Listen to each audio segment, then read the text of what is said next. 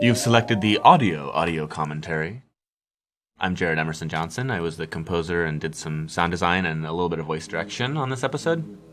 And I'm Julian Kwasniewski, sound design, voice director. To comprehend the power of the mind. That's probably the best line he's done. This is the best line in any video game or any piece of media ever. Coincidentally, was the one of the audition lines. Yeah. So we got to hear everyone say that line, and it was pretty much a done deal from the second we heard Kid Beyond. Kid Beyond, Andrew Chaikin was 100% the best. Yeah, this, we covered this in the episode 5 commentary a little bit, but this was a season where we really got to have a lot of fun. The technology of the game had come a long way. And when we saw the designs, we knew there'd be a ship and there'd be a giant Max crushing the city and all these really cool and uniquely different locations. A lot of great camera work, set design, and so have you. But they all called for, some pretty fun sound design. Yeah, this whole season was the first time that we had at our disposal a number of really helpful audio tools, tech tools in the Telltale engine. Many of which were built by one of the lead programmers of the season, Andrew Langley, and he's a guy who really loves audio, and he spent a lot of time improving their engine to be able to do a lot of things with audio that it couldn't do before. Also, Kevin Bruner obviously was instrumental in a lot of that as well. And he one of the main things that was possible with this episode that wasn't ever easy to do with the engine is to really get in and do some dynamic mixing between the music, voice, and sound. Yeah. Layers. So in that opening sequence in particular, we were able to, for the first time ever, really take control of the master mix. And if we need, and if in a section we really wanted the music to take over, we could do that. Or if we wanted the sound effects to dominate, we could crank them up beyond the volume where they normally used to be capped off. Yeah. So it really gave us a lot of freedom after all the content work had been done to go in and really do a mix pass and go in and say, oh, this moment needs to be much bigger. Oh, they're not talking here, so we can really let this moment sing out. And that was something that that was the first time we were ever able to do it, was in that sequence. But it was something that we did throughout the season, and it really made a big impact. And it was a lot more fun for us. That's the kind of polished stuff we love to be able to do. Well, and the thing is seeing the design, we knew that we were going to need it, and I think everybody was in agreement that it was time to up the ante technically. The other thing is that we got to do a lot of layering now, and so on those polished passes, when we start scoring these games, what you're seeing right now is not what we usually see, and we'll see, characters that are just standing there, no backgrounds, and we just have to go off what we know is going to happen. So a lot of times we will we'll come back through, and some of the base level sounds we put in worked, but here's a great example, these teleportations and other sci-fi magic-y things, we don't see those until very late in the game. So a lot of times they dictate how we want it to sound, and sometimes we'll just do a straight-up replace, but a lot of times we'll just add something on the top of it that, makes it work for the scene. Hey, Skunky, say hello to my little buddy.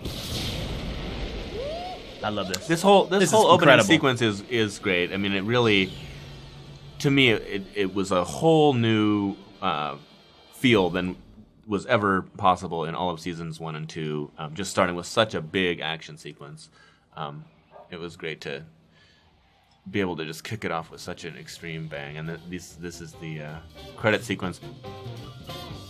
This, I think, was the very first cue I wrote for the whole season, if I'm not mistaken. It was originally written, actually, not as the opening credits music, but written for Skunkape's ship. Actually, the version that's in the credits sequence is an edit combo of 2 different action tracks that were written, but the main one was the one that was written for Skunkape's ship.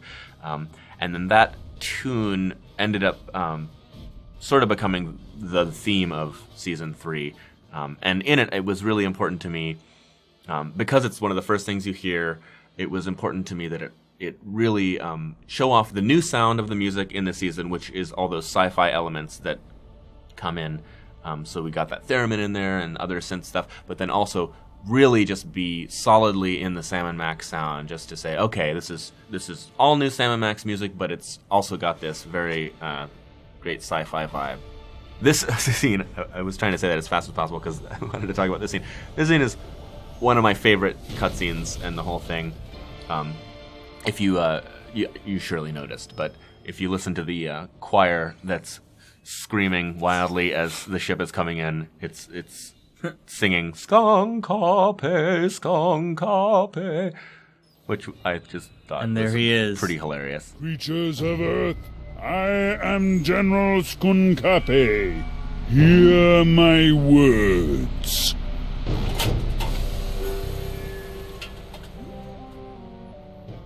Skunkape is again one of the best characters in the whole season, voiced by the one and only Roger L. Jackson.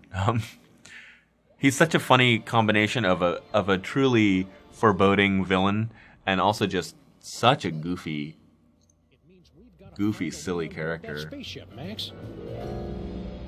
My friends, you seem a bit confused. But there's no cause for alarm. We've merely let the story get ahead of itself. Let's take a brief journey back to properly set the scene. Our story begins 25 minutes ago, on a street very much like this one. You've got a phone call. This is Sam & Max, freelance police. Mobile division. I love the style of this too. So when people always love to hear about misunderstandings. When I first got this cutscene to score, and I had the little title card of Sam and and then there's one for Max right here. No one had ever told me that there were actually going to be title cards for all of the main characters over the course of the entire season. So I just thought, oh, okay, so they're doing a little thing here with title cards, sort of like a Tarantino sort of thing. Cool. So I scored it in the context of the cutscene, not realizing that it was going to be something that was going to be coming back and was going to need to be, there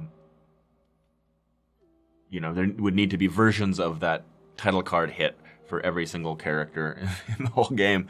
So I kind of did go back and revisit that and change it up a little bit from how it was originally done, because it was sort of written as a one-time thing, not thinking that it would have to be repeated. So it was really fun to bring that sci-fi element into the music this time. It felt like it was a good time to shake it up a little bit and do something new. And the sci-fi thing just fits so well with the whole sort of retro 70s kind of B-movie feel that they were going for. 70s and 80s B-movie feel that they were putting into the whole season. This music is obviously an homage, along with the rest of the whole scene, an homage to the Haunted Mansion at Disneyland. And then once you go downstairs, you get the more synthed out sci-fi version of it that is a little less similar. So yeah, this title card, this cutscene hadn't been delivered to me at the same time, and it was a surprise when I realized, oh no, every character is getting those title cards. So I had to go back and fix everything up. Harry Molman, voiced by Tim Talbot, who's another great actor. Most of the actors that we have working on this project are people that we work with quite a lot and who we've done countless games with over the years. And we have our stable of solid standbys that always seem to get cast, no matter how many auditions we take from other people. They also, they're diverse actors and actresses. They do a lot of commercial things. They love doing character-based things, and they really enjoyed this project in specific, just because they these characters have been developed over a pretty long time now, and they've really grown with them in a way where, their voice really lends so much to their personality and the tones and the inflections they use. Yep. And the writing is so good. Yeah. And and the story is so silly and the humor is so funny that I think it's, I would venture to say, more fun for many of the actors than their usual fare that they're doing day after day. At least that's what they tell us. Yeah, and then we make them record 140 lines in an hour. Yeah, exactly. You'd be surprised how fast we have to go. Yeah. But the thing is we talked about audio tech a little bit. There's also dialogue technology that has come a long way for us on these projects, and we have the ability to really track the context of the scenes. We can get feeding lines in most cases, inflection notes, and all of this, seems obvious to you sitting here watching this, but what you're looking at right now doesn't exist when we're doing the VO recordings, and in fact, it's far from existing. Yeah. And we really rely on just knowledge of the characters, knowledge of the scene that's trying to be created.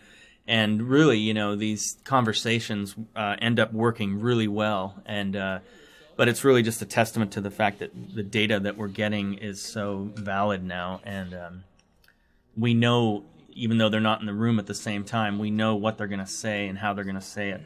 And as the season gets recorded, as the episodes get recorded, we'll have someone in and we'll say, well, we just recorded Sybil, so we know exactly how she's going to say it. And so oftentimes we're reading along just as much as the people in the booth. Yeah.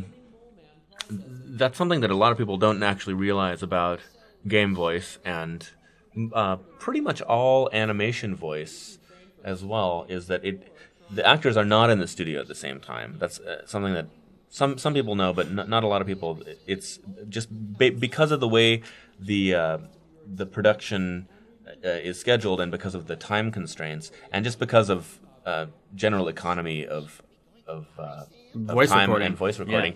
Yeah. Each actor is brought in separately. They read all their lines. They have the context, but they're most of them never meet the other actors. They know each other socially, but You're right.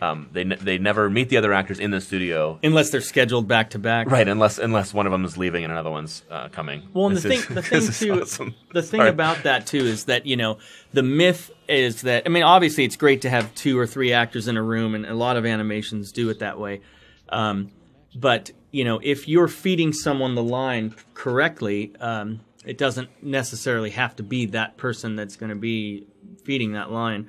And there are things like overlaps where someone cuts you off.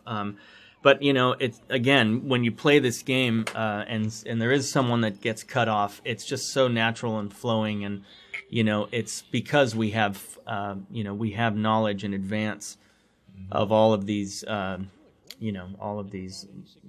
events that are happening in the communication. Mm-hmm. But yeah, if you didn't know already, most film and video games, it's all separate. Disney films, Pixar films, they bring them all in one at a time. They never see each other, which is amazing, really, when you see it all put together, and it's so dynamic. And a lot of props for that really goes to the choring staff and the animation staff for creating these performances out of these characters who, they have the vocal performance, so they know the inflection, but they are the ones who really decide how the physical characters are interacting in this space, and it goes overlooked a lot of the time because when you see it all put together, it seems so natural, but every little interaction and every little facial expression is handcrafted by a huge team of people working unbelievable hours. Yeah, that's one thing that is interesting about this industry. You, yes. So the penal you zone. live it. Oh, this is just I love fantastic the too. penal zone. This was a sort of a little bit of a 2001: A Space Odyssey kind of. So to speak. I don't like being in the penal zone, Sam. Who does? It's a horrible plane of non-existence forever trapped between reality and unreality. Yeah, that and also that beeping noise is really getting on my nerves. Turn around, Max. Skunk Ape strapped an antimatter bomb on your back. This is great. I haven't seen this stuff in a few months, actually. Yeah, it's totally. fun to see it again after. Feels like years ago all of a sudden. It's so funny when in the thick of these things, it all happens so fast, and then it's over, and then we're moving on to the next one. It's always fun to come back and see. I don't know how you escaped the penal zone, Sam and Max, but you will never escape. I'm sure it's been mentioned in all the other commentaries, but the floating ape head is a homage to the movie Zardoz, which if you haven't seen it, you got to see Zardoz. It's if your parents will allow you to see it. If you're a minor, unless you are the parent. There's some, in which case, don't let your kids see don't let your kids see Zardoz. This music here for the Devil's Toy Box Cavern area is one. I mean, this whole environment is something that returns obviously many times through the season, and so this piece of music got to appear a few times. There were some others that I had been planning or hoping would be sort of recurring themes throughout the season, kind of like the Office theme was in seasons 1 and 2, and the Street in seasons 1 and 2, but they actually didn't end up making it into the final cuts of the episodes as it went along. Most of them didn't end up actually. There were a lot of environments and situations in season 3 that just happened once for one little sequence in one episode, and then it was over again, which is always hard because you want to see as much of it as possible. But the main example of that I had was the new version of the Street theme, which I knew I wanted to do something new for that. The team wanted something new for that since the Street music had been the same pretty much for all of season 1 and 2. It was a little bit varied in season 2, but it was still basically the same. And I wanted to do something new with it and give it a little bit more of a upbeat vibe because it was sort of a more gritty kind of thing in seasons 1 and 2. And so I took that Street theme and did sort of a mambo, like a Latin, a little more upbeat, fun version of it, which appears in episode 1 only, this one, the penal zone, and never returns. It was gonna be, we all figured, in pretty much every episode, because it's the Street, and the Street's in every episode, but for various story and design and budgetary reasons, with the, all of the environments are budgeted out as far as how many can fit within the game realistically. The Street managed to never again appear in its regular form. It was in episode 2, but it was in 1902 or whatever in episode 2, so it had to be old-timey music. And it was in episode 3, but it was after the Sam and Mac reality change had happened, and so it was all Egyptian versions of the Street stuff. So we never got to hear that mambo version of the Street theme after episode 1. I was hoping it would come back in the last episode maybe, but didn't work out that way. So enjoy it as much as you can while you're playing episode 1, because it's your last chance. It's all over. He's undressing me with his eyes. Keep away from the big monkey. And wow, this episode's already, it's coming to a close. Yeah. And Skunk Ape, no, he's... Oh, I love this moment. There were just so many of these fantastic, really weird cinematic moments in this whole season. I mean, this was pretty much it. The narrator had that intro and has this conclusion. Undone by his own greed. It would seem a fitting conclusion. But this is not the end. Oh no, but merely a beginning. The overture, if you will, of a fire. He's just delightfully creepy.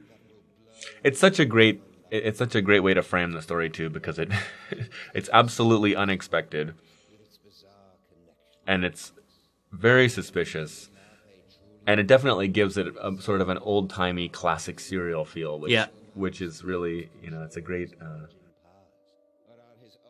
tonal landscape to overlay on the Sam and Max universe, I think.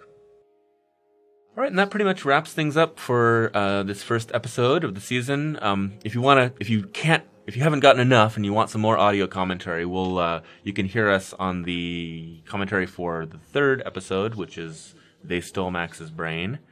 And then we'll also be doing some commentary for the 5th one as well. So thanks for listening. This is Jared Emerson Johnson signing off. Julian Kwasniewski, and we hope to talk to you soon. Holy heaping helpings of Herodotus on bass with Marshall stacks and a wah-wah pedal. Is that us?